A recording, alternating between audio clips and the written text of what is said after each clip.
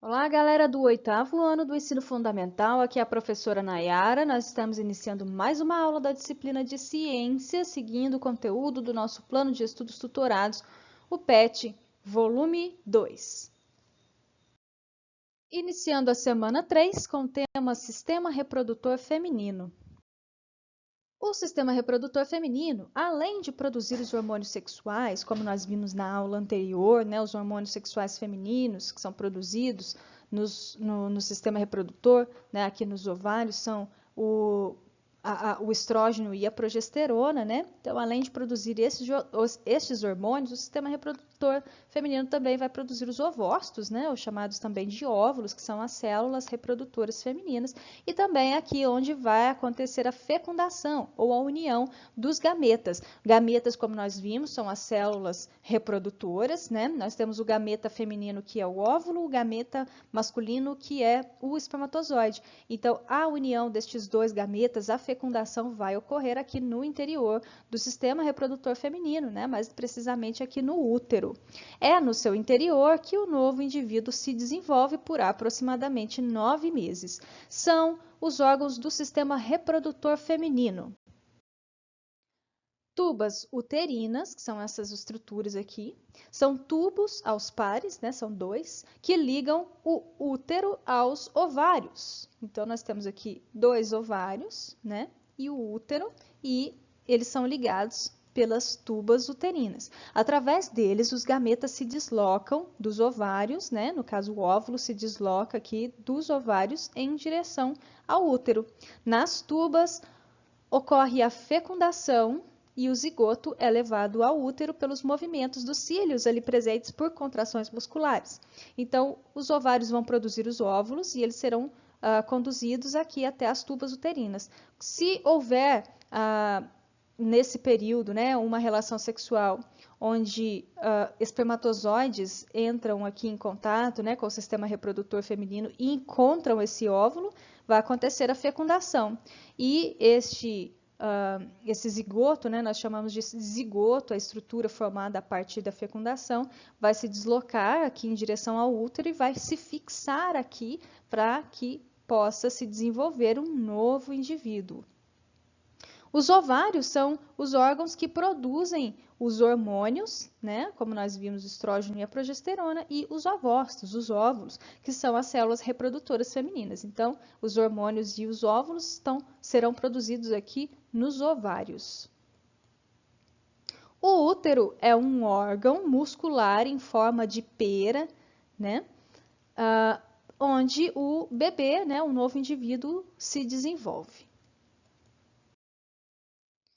A vagina é um canal muscular que liga a parte externa do corpo ao útero no ato sexual. Se houver a ejaculação, né, que é a liberação de espermatozoides por parte do homem na vagina, os espermatozoides vão entrar no útero, vão se deslocar em direção às tubas uterinas, procurando aqui o óvulo, né? Então, se houver um óvulo aqui, vai acontecer a fecundação, e como nós vimos, essa estrutura, né, o zigoto vai se deslocar aqui para o útero para aqui poder se desenvolver um novo indivíduo.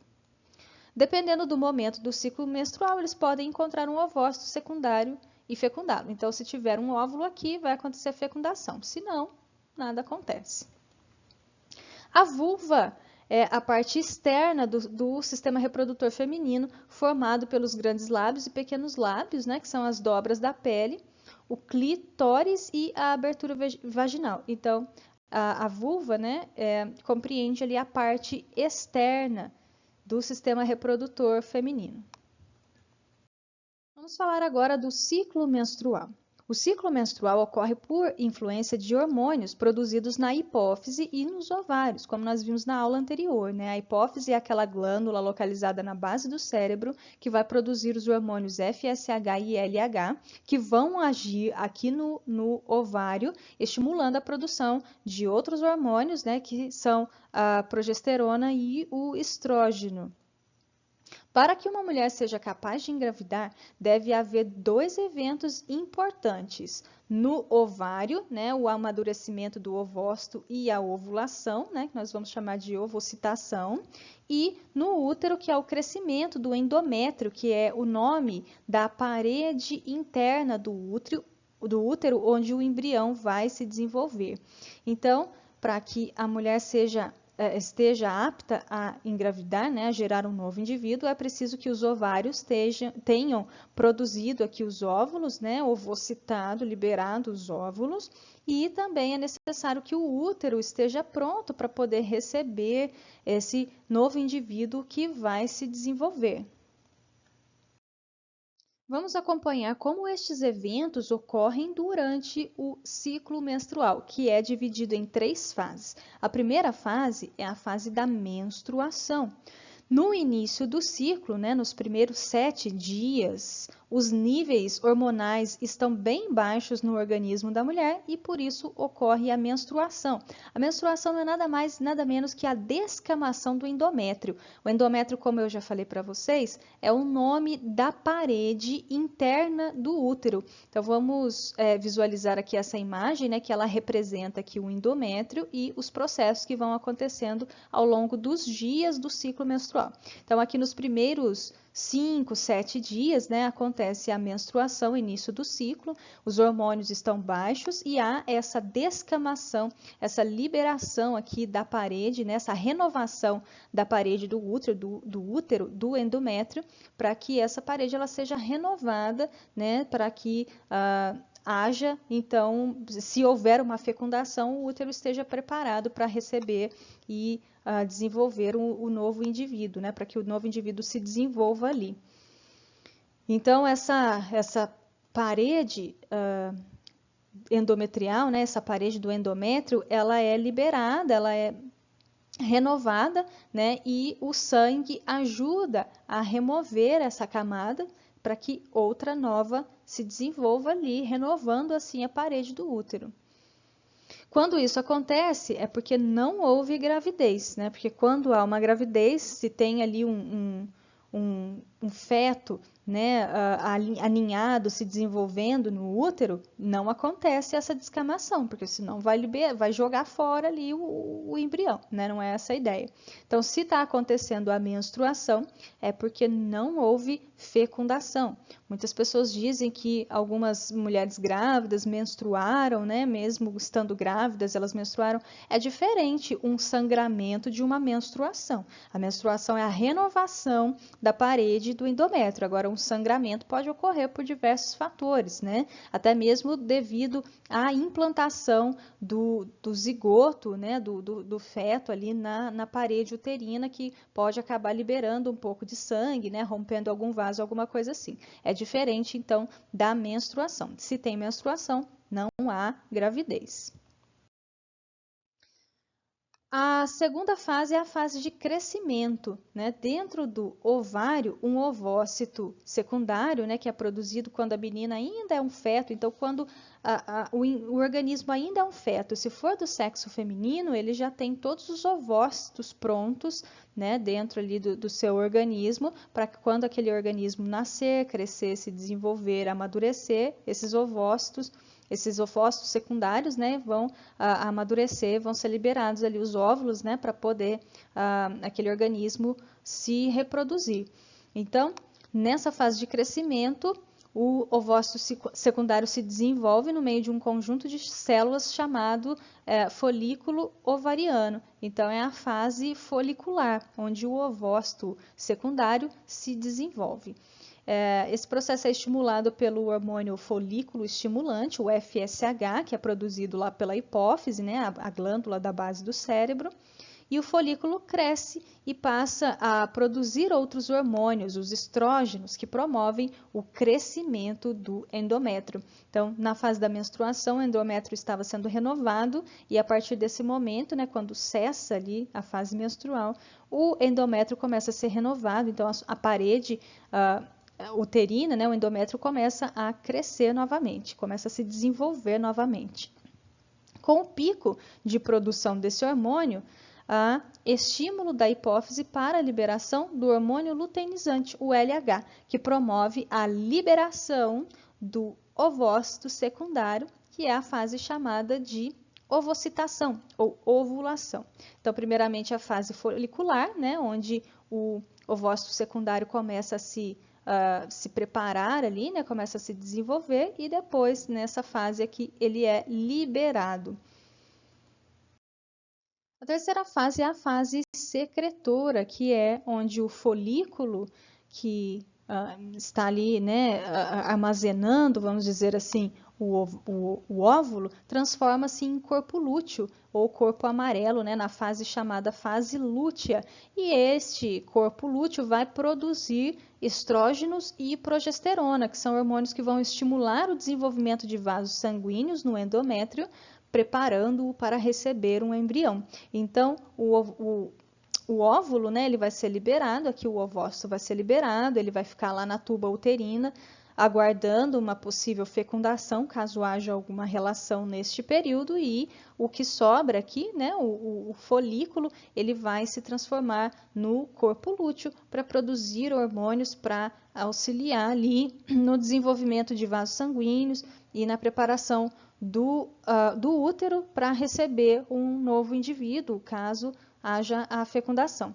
O ovócito secundário só pode ser fecundado até um dia após ser liberado do ovário. Então, se não houve a fecundação até nesse período, né, de um dia após ele ser liberado, aí ele perde a sua função, ele é reabsorvido pelo organismo, né? Então o corpo entende que não houve fecundação e o ciclo se reinicia, né? Aí acontece a menstruação, a descamação do endométrio, que é a parede do útero, para poder se renovar aqui e acontecer novamente este ciclo.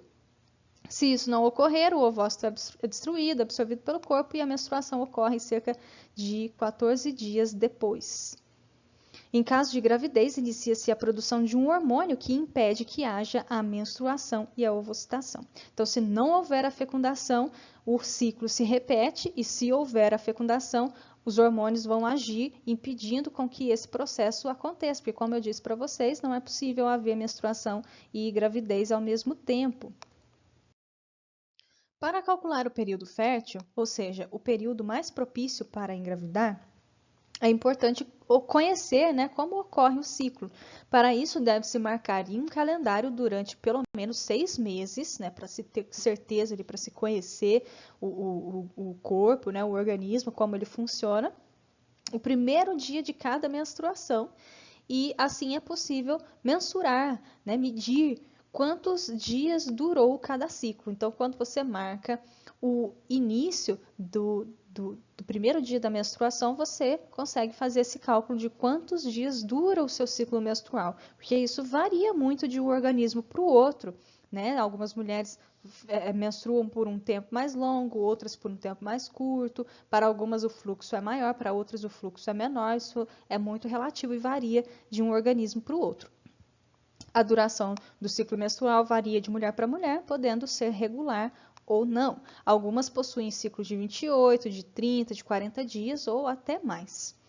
Atenção, a tabelinha ela não é um método contraceptivo. Isso aqui serve para calcular o período fértil para aquelas mulheres que desejam engravidar, que já fizeram um planejamento familiar, que está tudo ok, elas decidiram conscientemente que querem constituir uma família, e então elas fazem esse cálculo, né, marcando ali o ciclo menstrual, para elas conseguirem calcular qual é o seu período fértil, porque dentro daquilo que a gente estudou, né, dentro do ciclo menstrual ali, da liberação da menstruação, da liberação do óvulo, da produção de hormônios, né, nós conseguimos calcular em quanto tempo, né, vai estar ali disponível aquele óvulo para ser fecundado. E este é o período fértil, né, o período em que o óvulo ele é liberado e fica ali disponível para a fecundação. E atenção, a tabelinha não é um método contraceptivo, ele não serve para evitar a gravidez.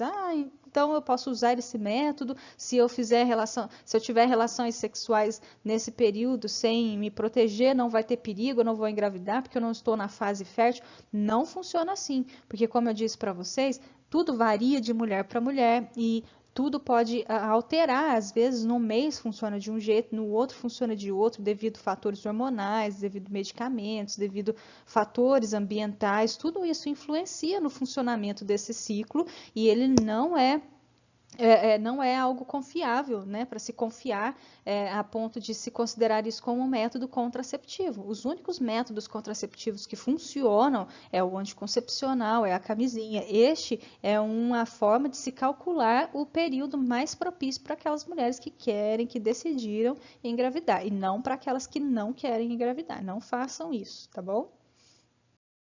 Quem possui o ciclo não regular, ou seja, naquelas mulheres que em um mês a menstruação inicia em um dia, no outro mês já inicia no outro, às vezes atrasa um pouquinho, às vezes adianta.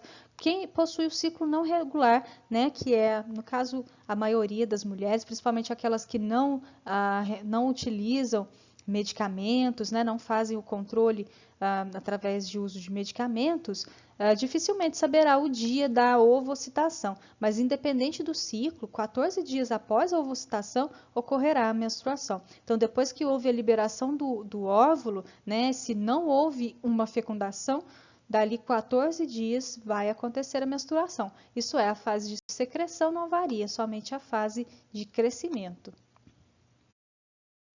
Então, por hoje é só. Eu espero que vocês tenham gostado do conteúdo da aula de hoje. Espero que vocês tenham assistido todo o vídeo, prestado bastante atenção. Na próxima aula a gente vai realizar a atividade do PET. Caso vocês tenham dúvidas ou precisem de ajuda, é só me mandar uma mensagem lá nos grupos do WhatsApp, lá no Google Classroom. Estou sempre à disposição. Então, eu vou ficando por aqui. Até a próxima. Abraços. Tchau, tchau.